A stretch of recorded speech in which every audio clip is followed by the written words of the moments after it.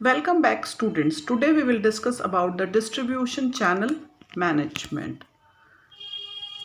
First of all, we will like to discuss about the distribution channel. What is distribution channel?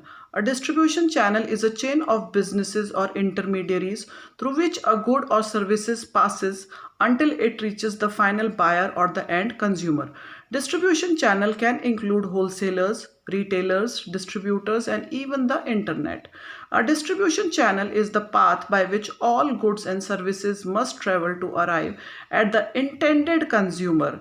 Conversely, it also describes the pathway payments make from the end consumers to the original vendors. Now we will discuss about the importance of the distribution channel.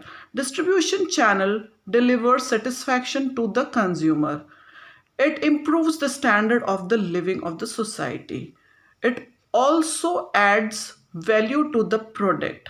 It communicates about the product to the consumer.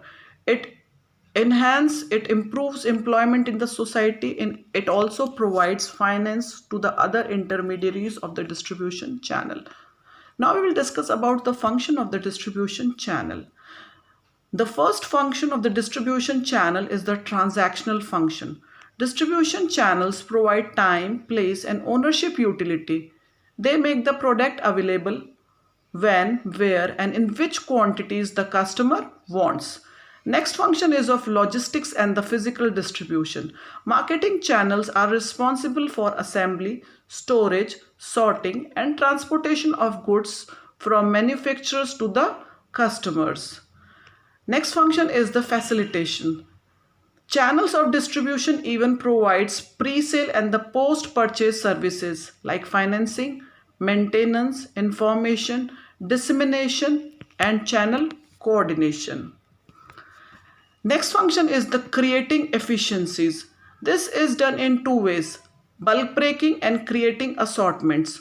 Wholesalers and retailers purchase large quantity of goods from the manufacturers but break the bulk by selling few at a time to many other channels or customers. Next function is of sharing risk. Since most of the channels buy the products beforehand, they also share the risk with the manufacturers and do everything possible to sell it. Next is the marketing. Distribution channels are also called marketing channels because they are among the core touch points where many marketing strategies are executed. They are in the direct contact with the end customers and help the manufacturers in propagating the brand message and product benefits and other benefits to the customers. Now we will discuss about the wholesaling. Wholesaling is the buying or handling of products and services and their subsequent resale to institutional users and in some cases to the final consumers. Wholesaling assumes many functions in the distribution channel, particularly those in sorting process. Manufacturers and the service providers sometimes act as their own wholesalers. Now we will discuss about the functions and the importance of the wholesaling. Wholesalers enable manufacturers and the service providers to distribute locally without making customer contacts. They provide a trained sales force. They provide marketing and research support for the manufacturer, service providers, and retail and the institutional consumers. Wholesalers purchase large quantities, thus reduce total physical distribution cost. They provide warehousing and delivery facilities. They provide credit facilities for the retailers and the institutional customers whenever required. They also provide adjustments for defective merchandise.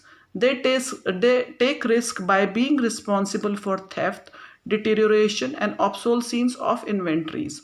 Wholesalers who take title of the ownership of product and services usually perform all the above tasks.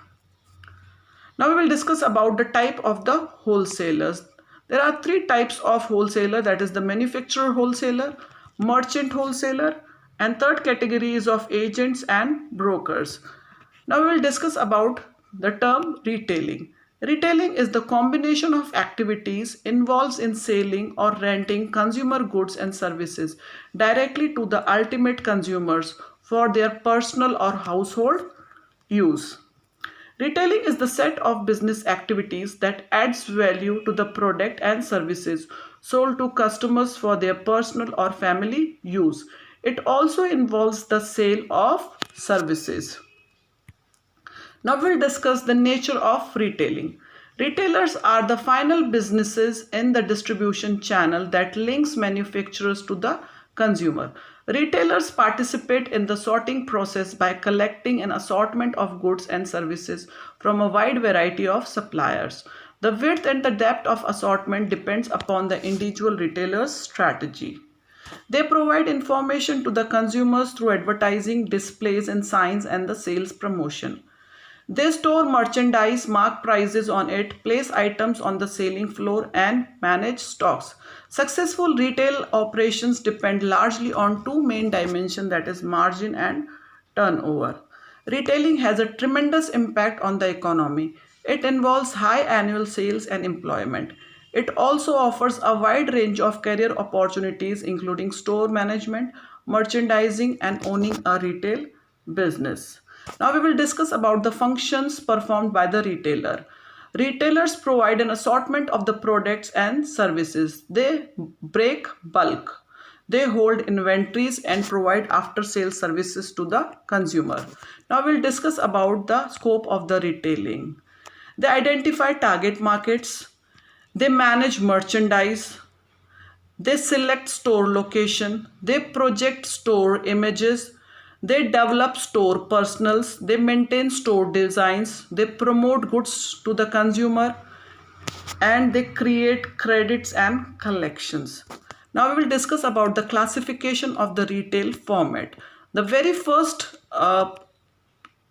classification, it is ownership based, which includes independent retailers, chain retailers, franchisees, lease departments, vertical marketing system, consumer cooperatives. Now we will discuss store strategy mix based classification, that is food oriented formats, that is the convenience stores, conventional supermarkets, box stores and warehouse stores. Now we will discuss store strategy mix based classification, that is on general merchandise retailers, that is specialty stores, departmental stores, variety stores, full line discount stores, off price chains, factory outlets, membership club, flea market. Now these are some of the non-store based classification, that is the vending machines, online stores, telemarketing, catalog retailing. That's all for this session. Thank you.